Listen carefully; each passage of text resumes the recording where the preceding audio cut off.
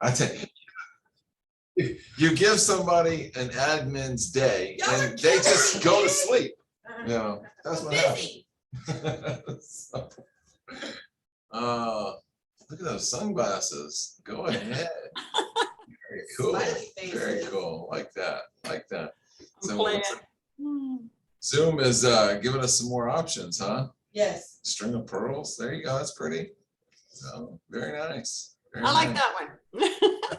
I like that one too. It looks good. So, all right. Thanks, Ken, for being here, you guys. We've got a couple of cool things to share with you today. We're going to try to keep it short because the admin and I are going to lunch in 25 minutes. So, so that being what it is, let's kick things off with John. You were muted. Sorry. There we go. Okay. Can you hear me now? Yes, sir. All right. Well, very happy admin day to you, Stacia. I don't know where'd you run to? I don't see you anymore. Back there. Yeah. I see you. I see you now. There you go. Thanks for everything you do. Seriously, office. You're the heart of the office, and we're really lucky to have you. So thanks for everything you do. Make sure you spend a lot of money at lunch. All right. So keep things going. We'll keep things going quickly. So not much has changed since we talked last time. We're just still keeping our eyes on the market. We're fully into the spring market at this point. What we're seeing though is instead of right now, usually we're kind of starting to get closer to our peak amount of transactions, and for two reasons, we're really not seeing as many transactions. The biggest one, obviously, as we all know, is supply. It's just there's just not as many transactions happening as there were this time last year or the year before that or the year before that. Then you couple that with the fact that rates have increased to a point in which some people are reconsidering their ability or options to purchase, or they're maybe they don't qualify for as much as they did before. So I think that's a combination of those two things, and that's kind of part of the point of increasing the rates is to cool down the housing market to a degree. I mean, we saw some increase in value in some areas of over 20% year over year, not in our area necessarily, but I mean double digit for sure, which is just not healthy. It's good if you're a seller, but it's not healthy for sustainability and for the first-time home buyers out there. They're kind of pricing them out of the market, so it's not kind of where we want to be. We want to be somewhere closer to the middle. But so what that's doing is operationally for most loan companies, there's no issues with closing loans pretty quickly, no issues getting loans underwritten fast. I think we are running into things though with appraisers still taking a little bit longer than we would like them to take. So make sure you budget enough time for the appraisal. If you want us to order the appraisal as soon as we get the contract, you can let us know. Obviously, most contracts now are getting a home inspection for informational purposes only. Not all the time, but most of the time still. And sometimes we'll use that still, if we know there's going to be a deal killer or a reason to walk away, we'll wait to order the appraisal till at least that's completed. I don't collect up front for the appraisal. Every other company, and we're supposed to, by the way, Prosperity, we're supposed to collect up front for the appraisal. I just have told Kevin, I just don't do it. I don't like collecting up front for appraisals. That's another thing that I do differently than other places, because when you collect that $600 or $500, I feel like clients feel like they're kind of like locked in and they don't like paying it, especially if they're kind of short on funds. So I don't collect that money, and quite frankly, sometimes we have to eat a lot of those costs if something happens in the transaction. But if we want to go ahead and order the appraisal, sooner rather than later, we can do that. Just let me know, or if you want me to wait till the home inspection's done. Sometimes we don't want to send mixed messages of like if we're negotiating or if we think there's going to be an issue with the transaction, we want to wait until we get past the home inspection to order that appraisal. But otherwise, if you want to just go ahead and we need them quick, we can order it the moment that we have the purchase agreement. Obviously, when it comes to appraisals, when it's a non-VA appraisal, then we can order it as a rush. if need be, which usually means we can get it back in under 10 days, sometimes fast, sometimes 7 days. It costs a little bit more money, but that's an option. When it's a VA loan, VA loans are the only type of loan where the appraisal itself is ordered through the VA directly. So we put an order into the VA portal with a copy of the purchase agreement, and it's assigned to a VA approved appraiser. And then from the day they accept that order, they have 10 business days, which really is 14 calendar days generally, to basically send it back. Now, if they initiate the Tidewater process, which if you guys don't know what the Tidewater process is, we have a namesake for a process throughout the entire country. The Tidewater process is where the appraiser says, hey, I'm letting everyone know that I'm having a hard time coming up with the value that's showing on the contract. And I'm giving you guys a chance before I submit anything to let me know what the comps were that you used, any information I may not be aware of that help me potentially justify the value on the purchase agreement. And we have to let all parties know. We can't say, hey, we're not going to tell the seller because we wanted to come in low, right? We have, per the terms of the Tidewater process, we have to tell everybody, and then everyone can submit information, all parties can, and then we submit it back. We have supposed to have 48 hours. The moment that an appraiser initiates the Tidewater process, they buy themselves a little more time to submit the report back. So it's an important thing because they don't count those 2 days within the 10-day business time frame. It's almost like a pause. It's like a pause button. But you should have to be aware that they utilize, sometimes they're using every single day of those 10 days. And sometimes they're just flouting the rules and not submitting it back within that 10 business days. Also, if there is a federal holiday within those days, it doesn't count. So it's 10 business days. So if you have some Juneteenth, or if you have Memorial Day, those don't count in that time frame when you're talking about the due dates for appraisals. But we are running into appraisal shortfalls more and more recently, and people, quite frankly, are expecting it. Everyone's doing the appraisal guarantee, but we do have the ability to dispute appraisals if we feel the information is inaccurate, or if we think the appraiser did not do a good job. It's easier to dispute when it's a non-VA loan. VA loan's a little tougher. You have to go through the VA sometimes, and plus VA gives you that Tidewater process where you kind of dispute up front, quite frankly. But one added bonus with Prosperity is that I can call the head of our appraisal department, especially for a conventional loan, and say, you know what, this appraisal, it's the appraiser is being stubborn. We don't feel confident that this value is accurate. We want to throw this one out and order another one. And we don't charge the borrower. We just order another appraisal if everyone is in agreement and wants to do it. Now, the listing agent may not want us to do that because it may waste time, and you've already done their appraisal guarantee. My point is, most other companies, you can never do that. They wouldn't just eat $600, $700 just to get another appraisal done. We really care about the transaction going forward. So now important every transaction is right now to every agent. So we do stuff like that all the time to try to help if we really feel that the appraiser is not being as flexible as they should be. But I do want to get our chief appraiser or one of his deputies kind of to come in on one of these calls and kind of give you guys some background on what we do. They're all licensed appraisers with years of experience. They can kind of talk about the market and discuss that with you. So I'll get with Jason on getting a date, either if it's in a sales meeting or another training, to get our appraisal chief in to talk. But just everything you can do, even if you're a listing agent, anything you do to provide information to the appraiser is going to assist. And if you're a buyer's agent, there's really not much you can do. You could prepare a package, give to the seller's agent, and say, hey, I've got these comps together. Do you mind passing these on, and anything else you want to provide? Because even though people are guaranteeing the value, it still hurts to write that extra check, to bring that extra money, and we try to avoid it if we can. But I do think appraisers are doing all that they can to come in at value, but it's just really hard in this market to do so. When you're on the leading edge of an increasing market, you're going to have sales that are increasing, they're outpacing the rest of the market.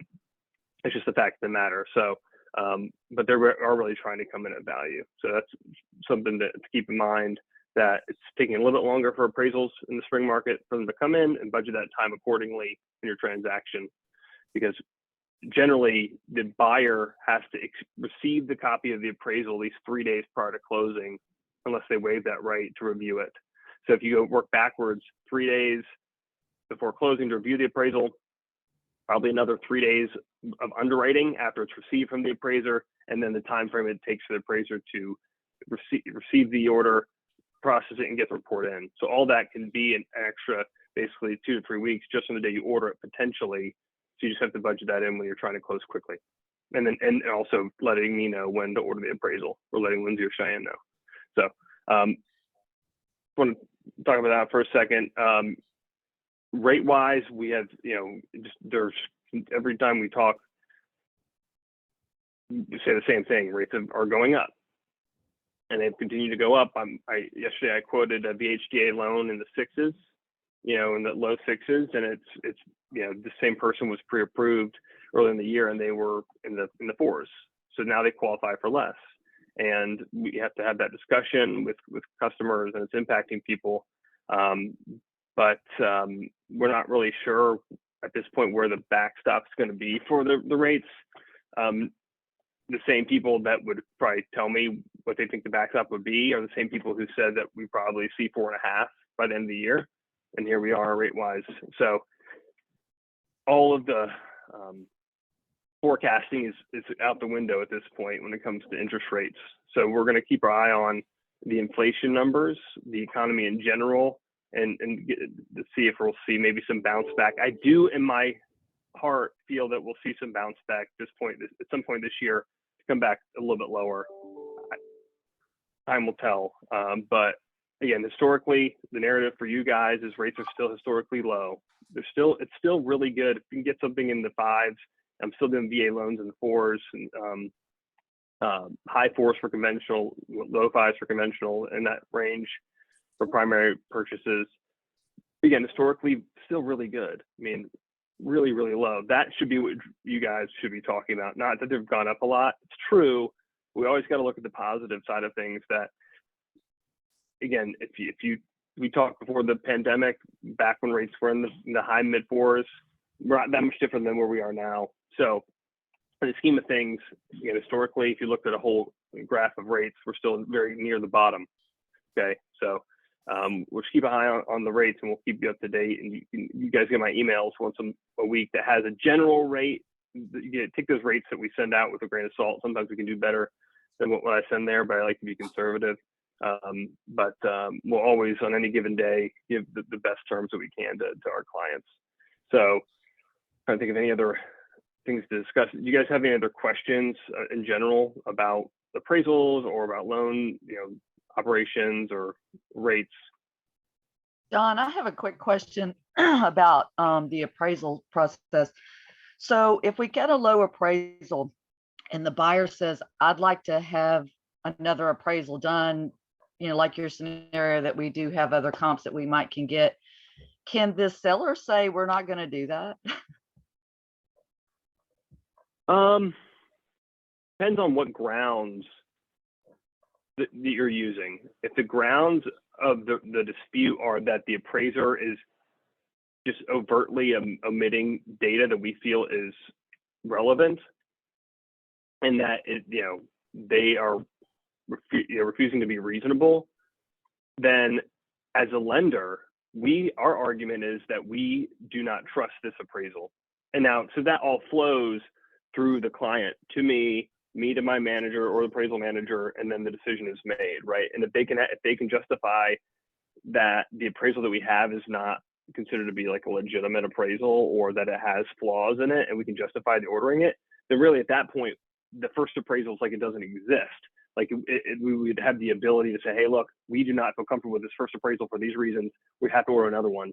So the seller can't, the way the contract reads is that I believe the appraisal has to be ordered with a certain period of time. but it doesn't say about the delivery time frame. So the appraisal, for the contract, that decision was met as far as ordering it. Yes, we're going to order another one, but that's not at fault of the customer. So to answer your question is, the seller, I don't think, has any ability to say, I mean, they could deny someone entry to their house at any given time. It's a prerogative to do it, but I don't know why they would want to do that. I guess your question would be like, hey, there's an appraisal guarantee and the appraisal came in low, but from the seller standpoint, they don't really care because you've already guaranteed the appraisal. Why would they want to let someone else in their house? I mean, that brokers might have to get involved, but if another appraisal needs to be ordered, if we feel one needs to be ordered, I don't see how a seller can really get in the way of that. Right? I mean, what do you think, Jason? I mean, as far as the contract goes. I agree. I think it's just, common decency. I mean, yeah, so we've got one appraisal on the table, but the buyer, who's obviously going to be making this mortgage payment for the next 30 years, is requesting a second appraisal. I don't think there's a real downside to that for the seller. So I don't know why they would say no. I have a. It has to be reasonable, though. Yeah. Jason, I have a question for Jonathan too, because I'm on the opposite side of that. I just had an appraisal. I represent seller, and the appraisal did come in low. It came in lower than our list price even, which I was just shocked. And the seller, he made the determination that's okay. We got that plus the extra little bit, so I'm okay. But I did a spreadsheet. I sent it to the appraiser because he called me. He didn't call anyone else. He only called me and said, hey, I'm having trouble with your numbers. And so I did a spreadsheet, sent it in there, had all 3 comps showing that, legitimately it should have been higher. I don't know if he just ignored it or what. But when I reached out to the buyer's agent, she said, oh, well, I never even heard about it. So you said that he has to notify all parties, but he didn't in this case. And Was this a VA loan? it is, yes. And Okay, so interesting. Yeah. So what you're saying is it's a VA loan, and he never initiated Tidewater process. He just talked to you, got information, and then came in low. right, which I knew. Right, and I had to feel it all along. That I in my head after I did my comps, I thought, okay, well, he's going to go with all the houses are in the same area, but ours is like over here. There's some distance between them. He took the ones closest, but lower priced and smaller houses, whereas I took the ones that were most like mine, and my house actually was newer, larger, left more personal items to it. And he came in exactly what I thought he was going to come in at. And it just didn't make sense. Right. So, yeah, I mean, and it was, again, when it comes to VA, a couple of things going on there is that the Tidewater process should have been initiated in all parties, including, you. And I mean, it's very good of you to submit all that information because you don't really have to do that as a seller, but to submit that to try to justify where the value came in at. But the buyer side should have been made aware as well to submit documentation. But maybe they said, hey, look, I'm going to talk to Sharon. She's seasoned. She's going to get information about the comps and get it over to us. And that could have satisfied the Tidewater process. Because remember, the Tidewater process the notification gets set through the lender, and then the lender is supposed to notify everybody. So if he basically initiated that, then proactively reached out to you, then at that point they could have said, hey, they kind of could have initiated it and then reached out to you simultaneously, basically getting the information that they would have asked for, as opposed to just, hey, I'm having a hard time, here's the Tidewater process. They kind of just asked you for the information up front, which would be kind of be the same thing, because a lot of times appraisers don't ask for anything. They don't want anything a lot of times. Like sometimes you have a packet and they're like, I don't want that. But that's good that they reached out. Now, you can dispute with the VA directly a low appraisal, opposed to an FHA and a conventional loan. This disputes flow through us. But for the VA, we can go directly to the VA, and they have a whole center where that gets processed through. If you really do feel that his logic is flawed, that he should have gone a little further out, but used a more similar home to justify higher value, and that would have better served the veteran. That's a legitimate argument, and that's where it becomes subject to interpretation, and that's why appraisals are an art. It's not a science. And at the end of the day, if the appraiser can just justify why he made the decision he made, then they'll usually take it. The problem I see is that appraisers usually get into what they think the value is first, and then they back into the data after that. Right. Like, okay, well, it's going to come in low, and then instead of basically following the data, unfortunately. And again, imagine if you were an appraiser and then you submitted an appraisal, and then I said, hey, thank you so much, Sharon, but I think you did a bad job. Like, you're going to get defensive automatically, and that's what you're dealing with, of people's egos of like combating and trying to say, Right. Yeah. argue with you that you didn't do a good job. What he did is he called me on Monday and said he was having a hard time. And I said, okay, well, that surprises me, but okay. And he also said, well, I'm just getting started and, with this appraisal. And so I did the research and I sent him a nice spreadsheet, and listed out just the way all the typical adjustments would be done, and sent it to him Monday night. And then the appraisal came in yesterday. And I'm thinking, okay, if you just got started on Monday, how can you send it in on Tuesday? Did you even look at what I did? Okay, I don't really think you did. Yeah. My other question is, as a lender now, the seller can request a copy. When it comes in low, the seller can request a copy of it. So that's what I did. I reached out to the mortgage company and said, okay, seller wants a copy of the low appraisal.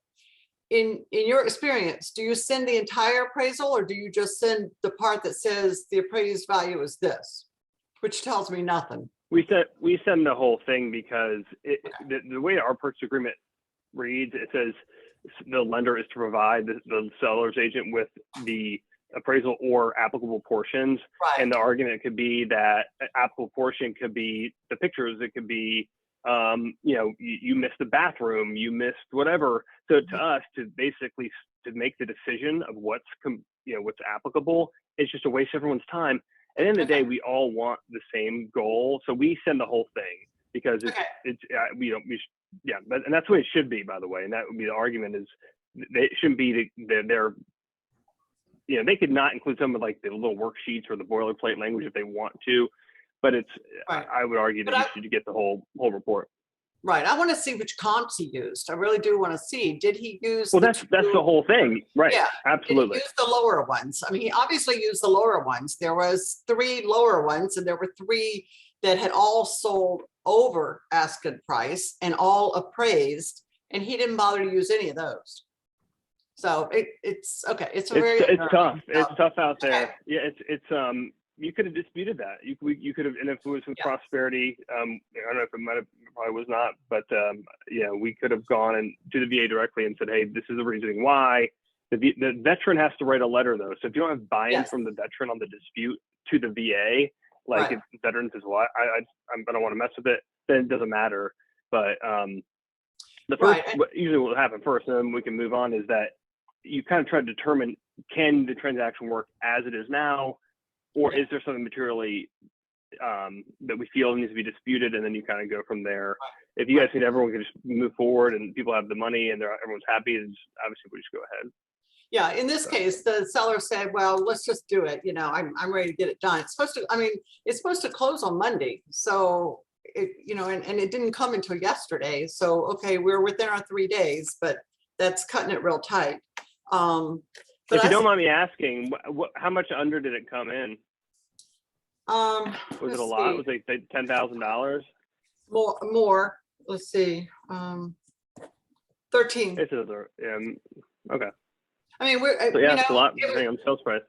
Yeah, I mean, we had an offer of 280, and I knew that would never appraise. So we used the escalation to run the other offer up to 268. Our list price was 260, and he came in at 255. And you had an offer at 280.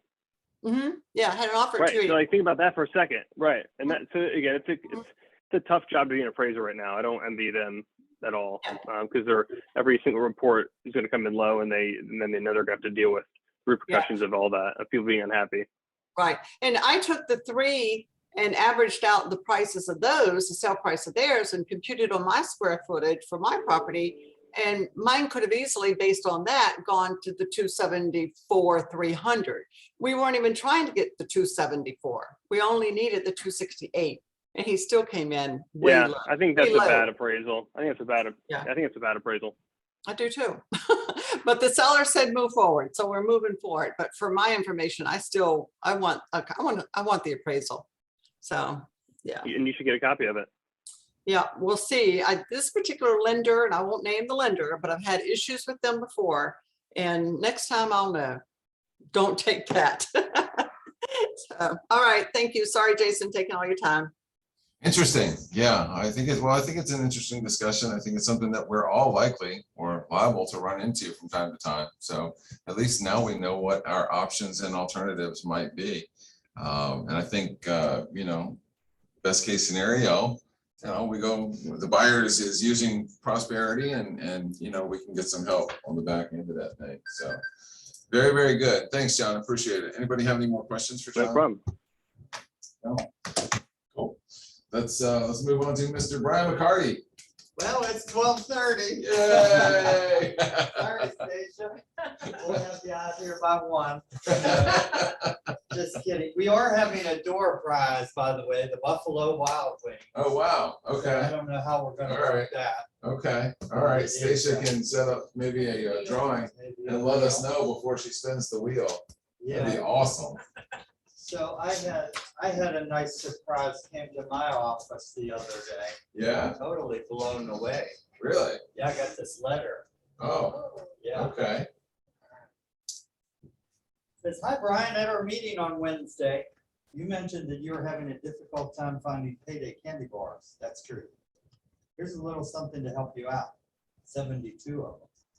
You are way too busy being Hampton Road's premier closer to be running around looking for candy bars. That's true. Have a wonderful day and keep up the great work. You are appreciated. Dudley. That is so cool. Thank you, Dudley. Oh my That gosh. was amazing. That was Wow. amazing.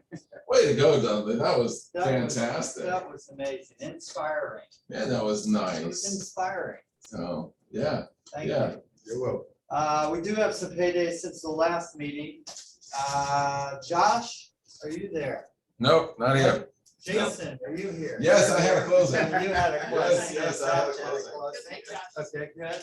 And Kelly Foster had a closing. I heard her voice on there. Yeah, Kelly's here. Kelly's here.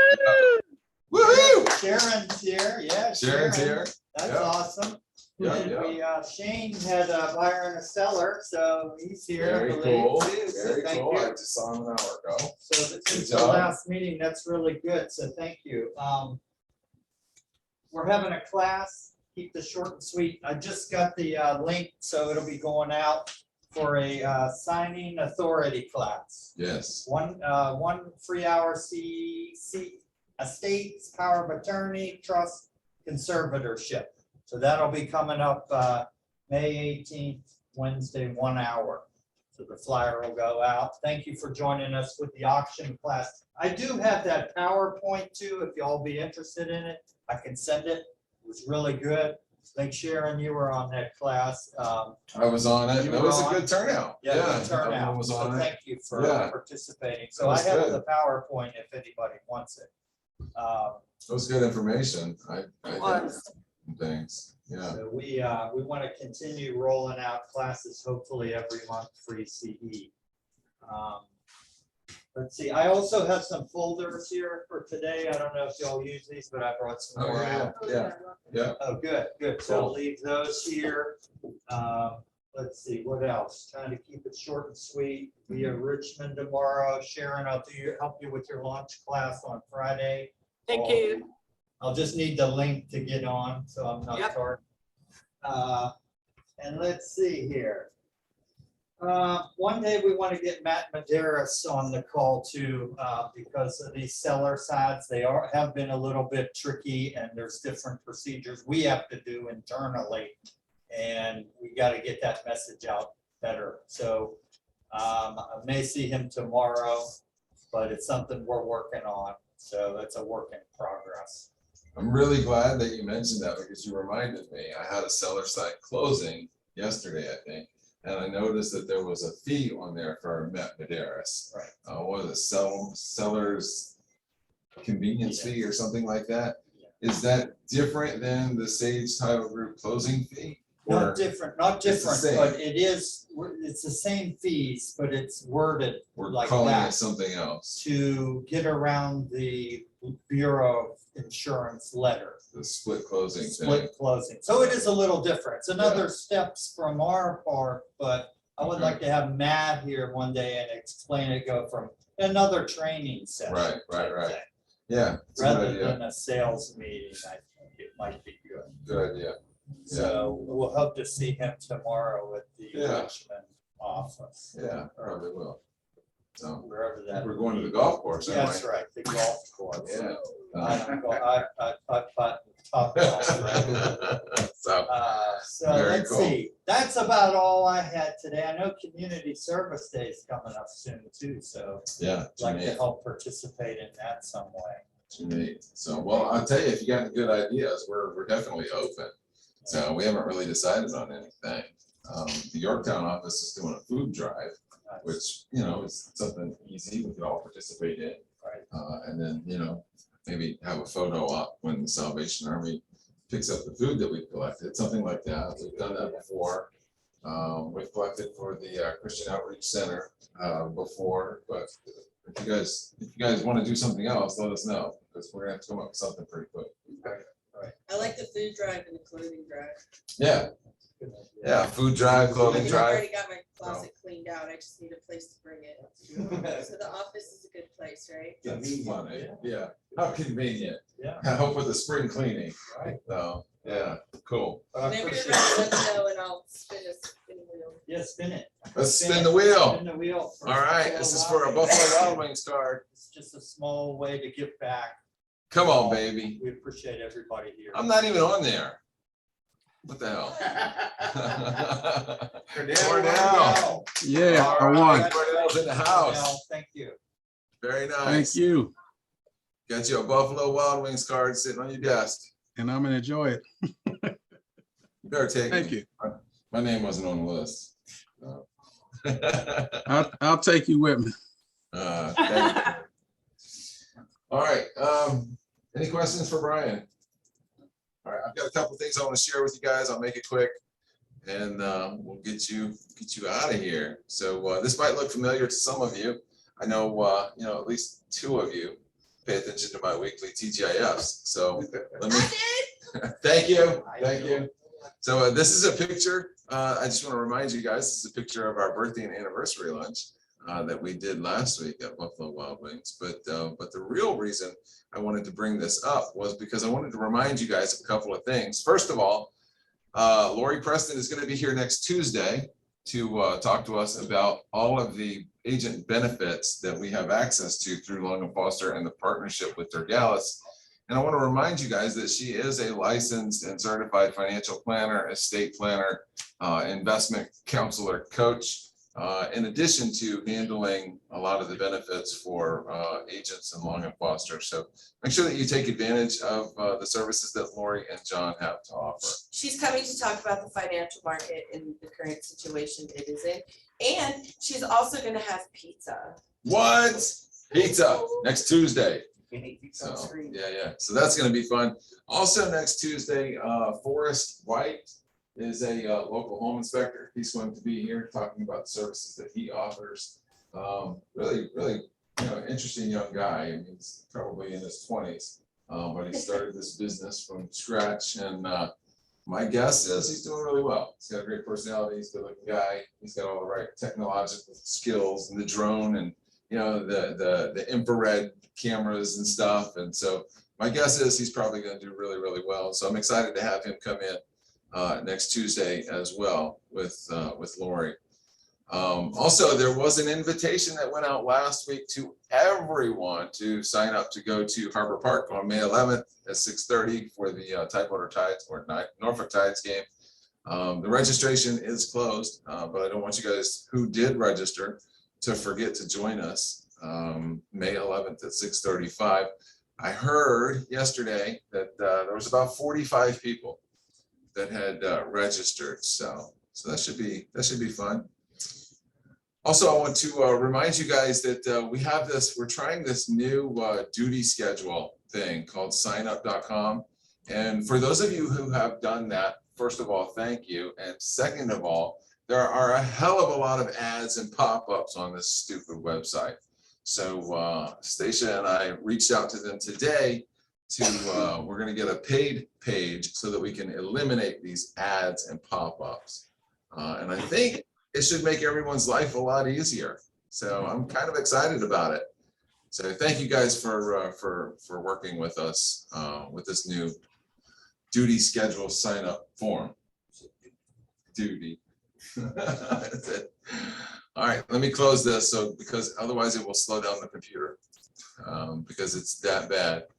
So, but it's 99 bucks a year to get all of the ads off, and so I'm gonna pay the 99 bucks just to make it a little cleaner for us, a little more streamlined.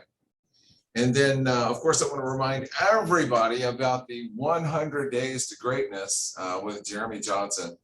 Starts on May 9th. I would encourage you guys to consider signing up for that. I know a couple of you have, and I think it's going to be well worth it. I think it's going to be a great investment.